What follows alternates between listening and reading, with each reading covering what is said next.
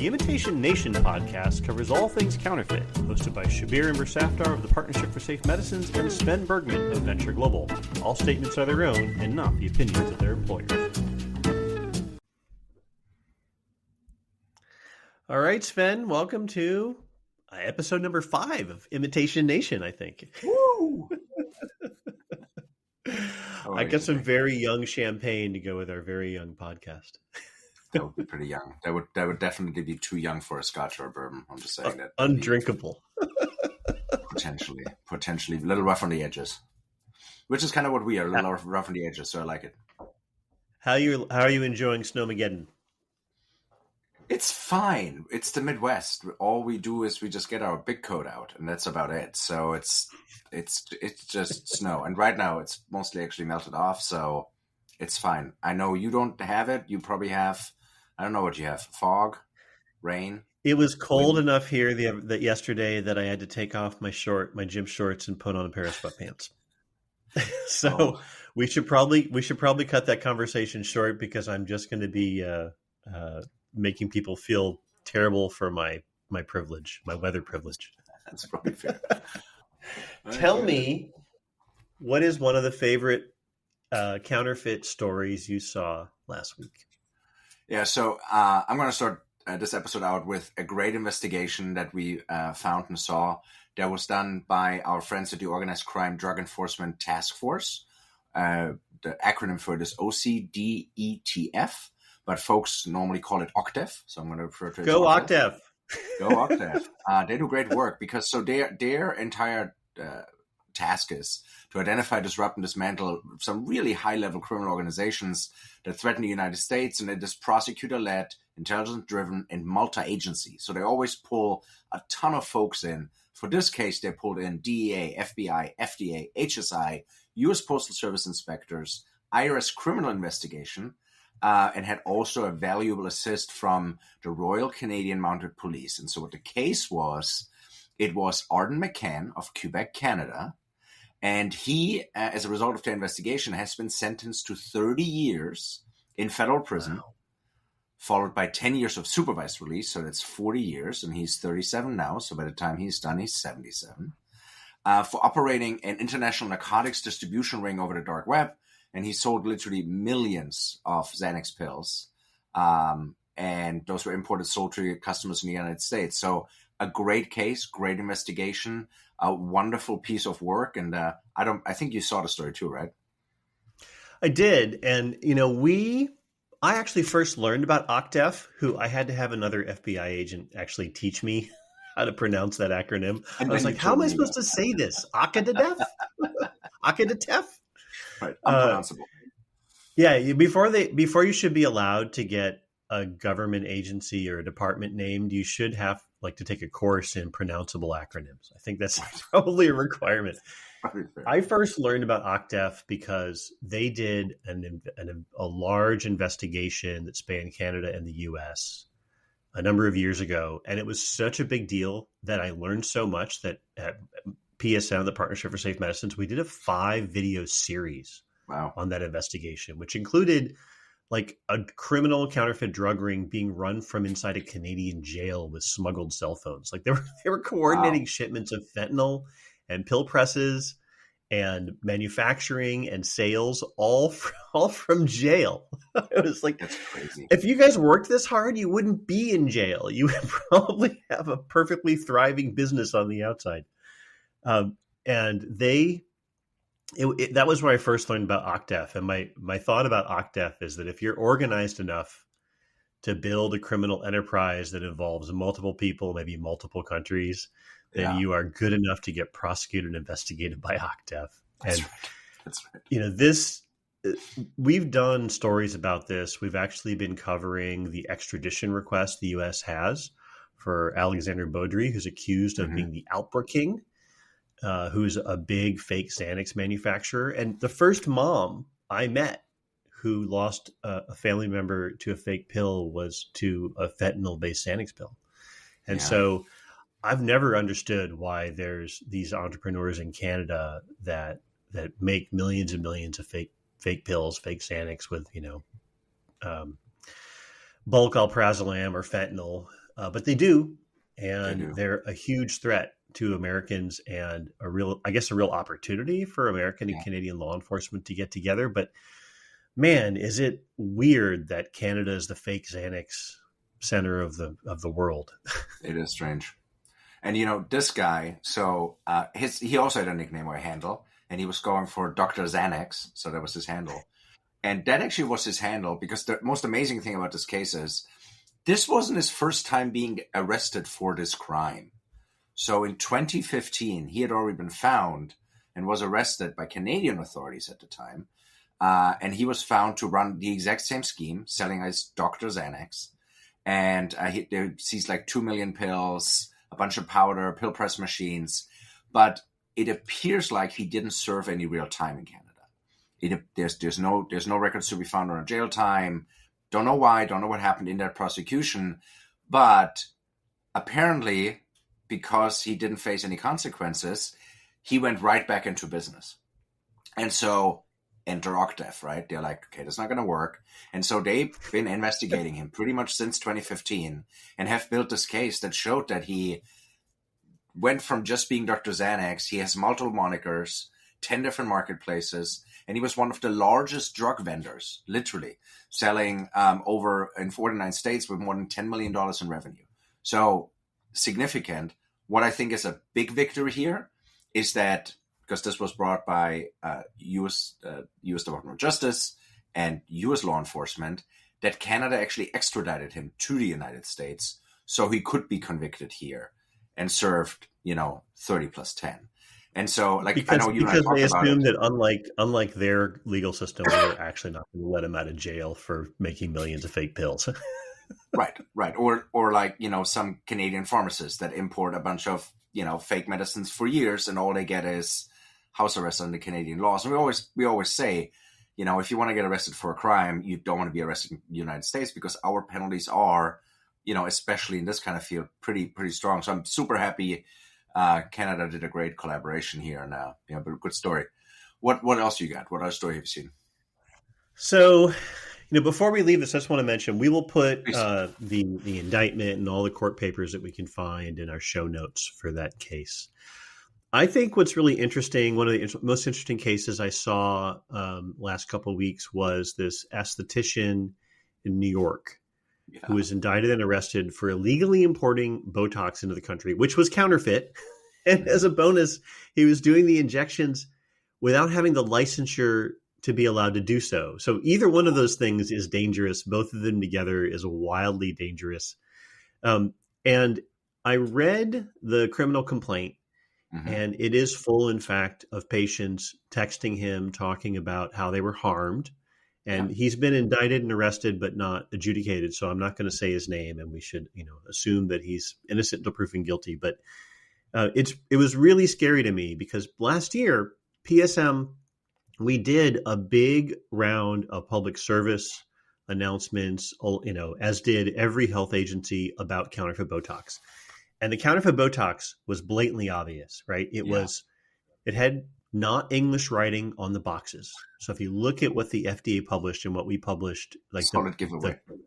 The intercepted boxes had a dialect of Chinese on them, which is the first sign that it was not an FDA approved drug. The second of which was these boxes had dosage amounts that are not made by the manufacturer. This is how you know that it's counterfeit, right? Like if your pill comes in 25, 50, and 100 milligrams, and someone sells you a bottle of 200 milligram pills that is not made by the manufacturer, it's fake. Well, that's what this guy had: 150 unit Botox, not made by that manufacturer, clearly fake.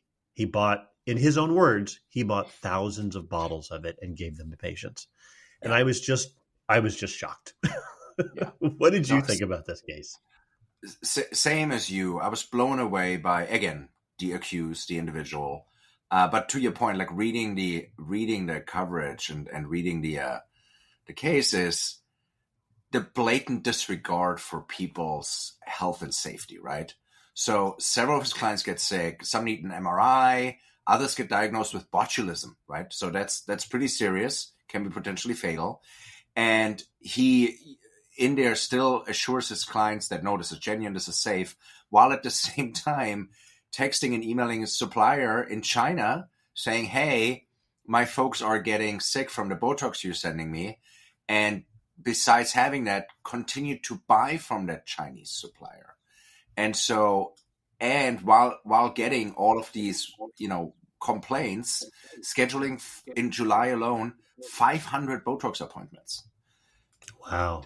Just a complete disregard for human health and safety, patient safety, being a decent human being. It's just, I don't know how you do this. I don't know how you proceed with it. I think I know the answer, which is it's money, but it's just, it's crazy. So let's see what happens. Seems like a strong case, but of course, innocent until proven guilty, but let's see what it goes. If you go to PSM's website, my employer, you will find a warning on fake Botox and a whole set of resources we did last year, including links to the article in Glamour, where they found one of the victims of the fake Botox outbreak who ended up in the hospital with pretty bad consequences from having been diagnosed with botulism. And it's systemic. Like the things that went wrong in this woman's body are horrific and not just related to the area in which she was injected.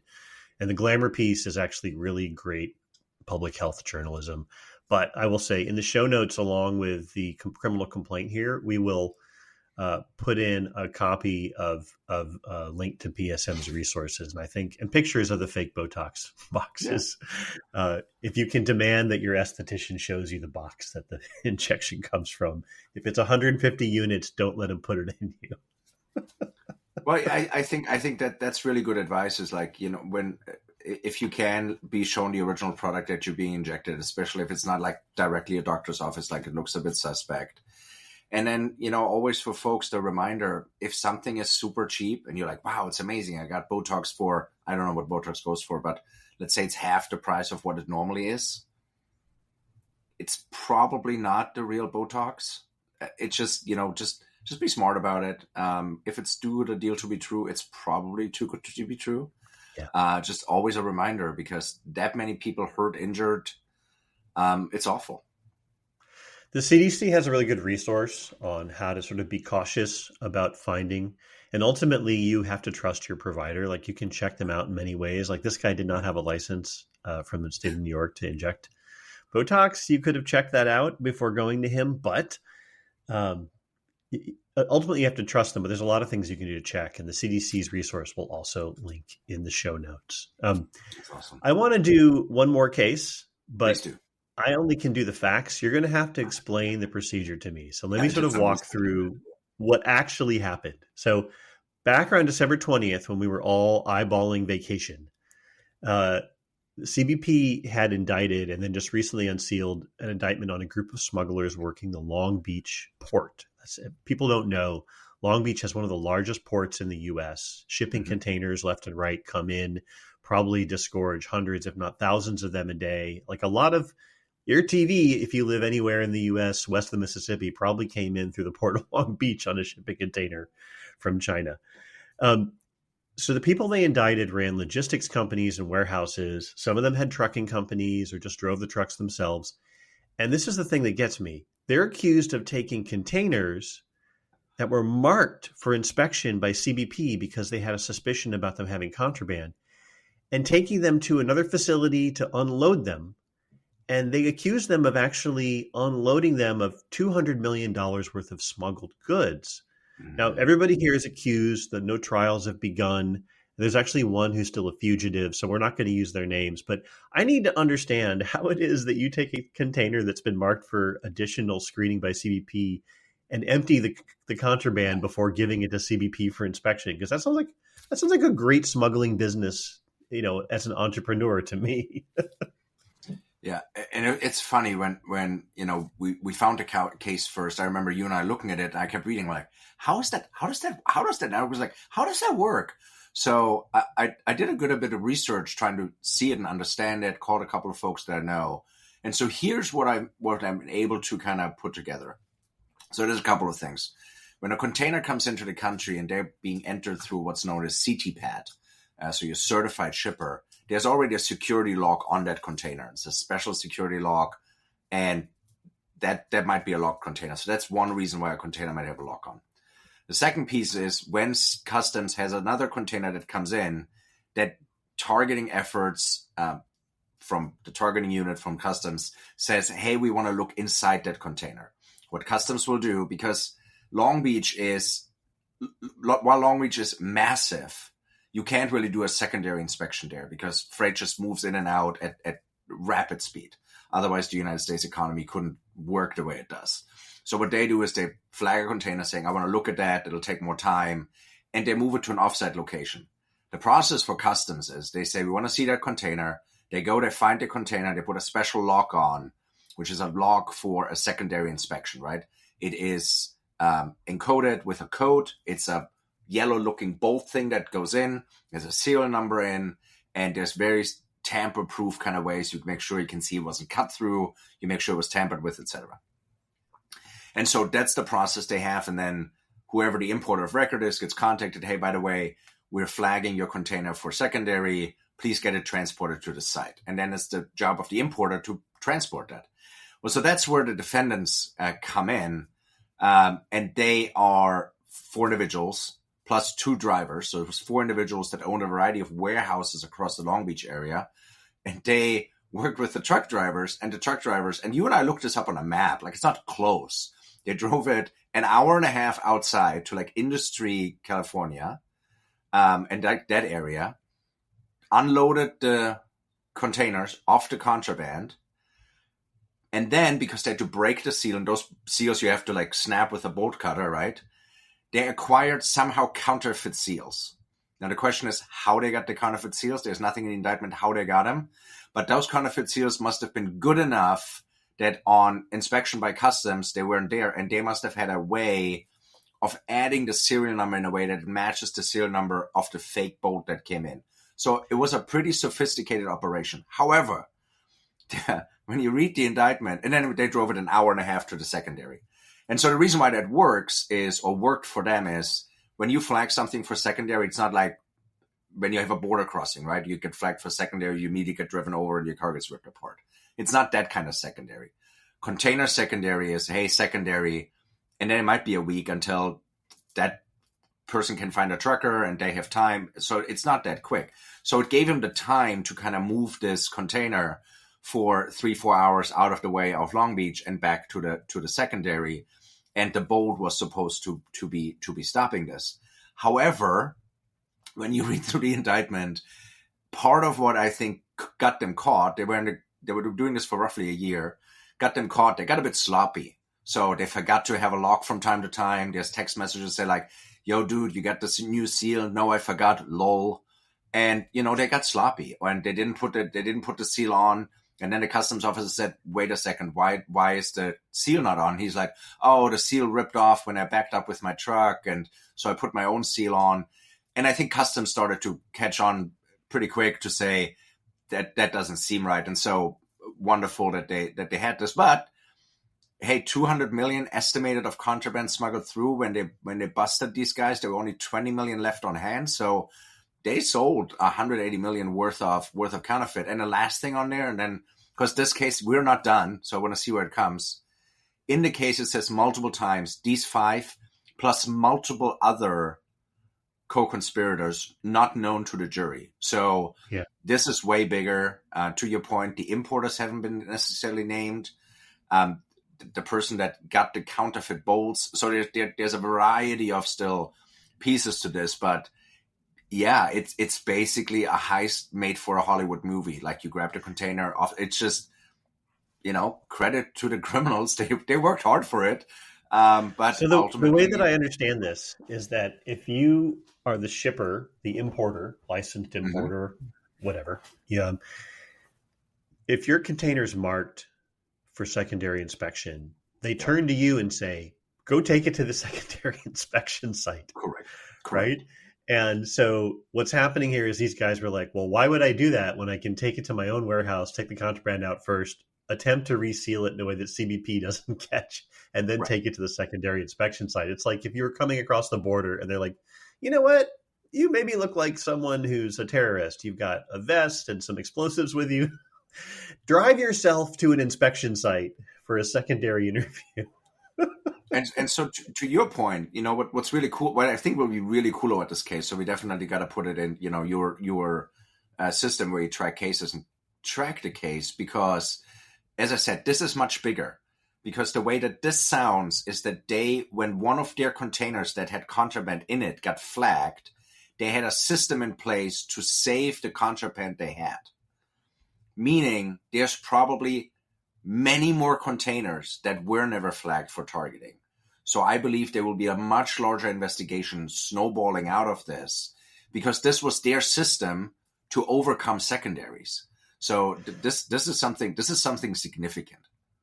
Yeah. So if you wanted to smuggle something into the U.S., you would hire these guys, right, as your importer.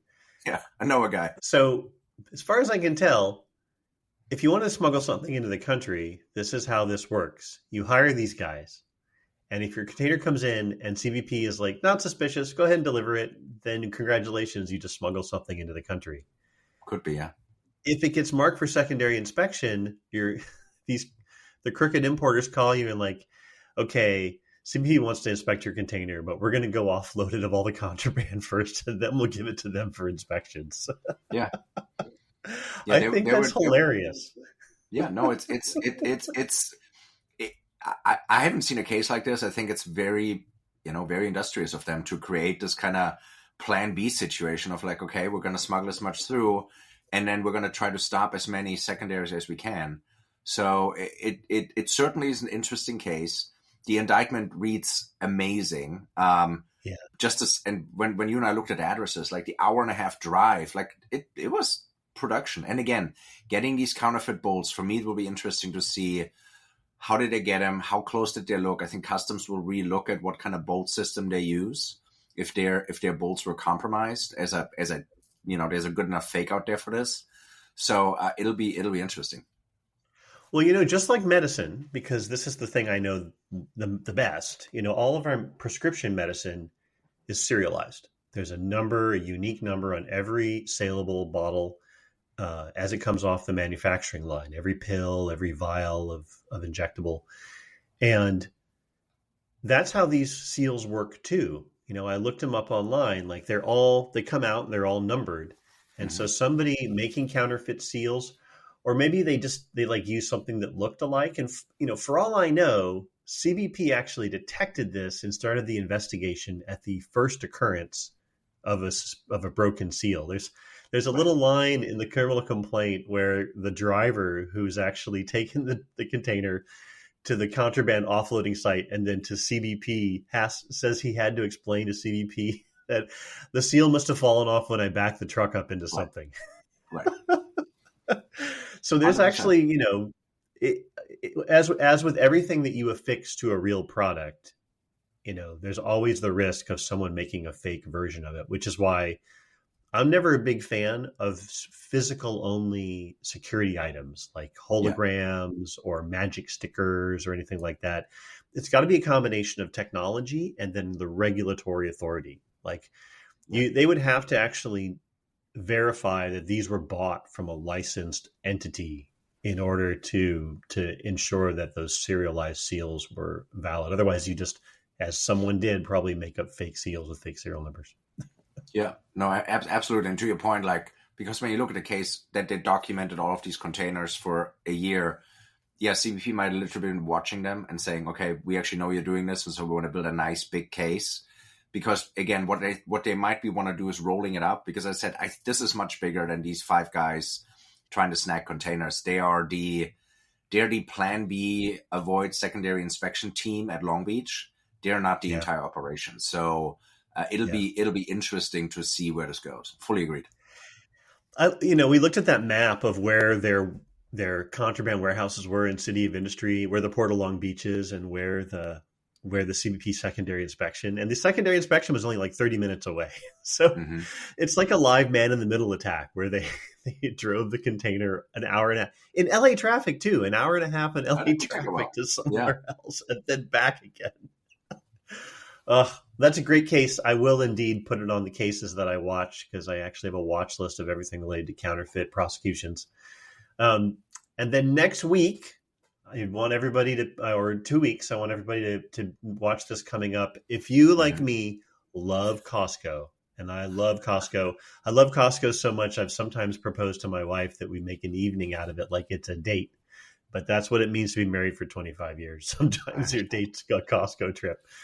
We're going to talk about some lookalikes, which you can decide whether they're counterfeits or just flattery, of Lululemon products that have appeared in Costco and have been in the news lately, along with any other interesting prosecutions. What about you, Sven?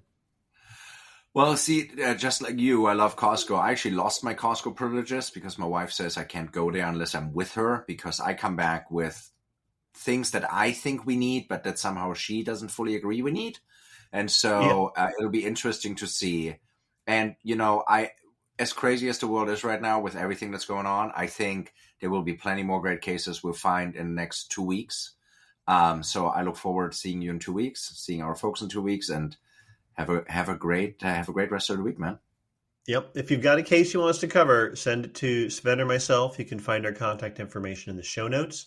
Check there for all the prosecution documents and resources we've talked about, and we'll see you in a couple of weeks. Bye-bye. Bye.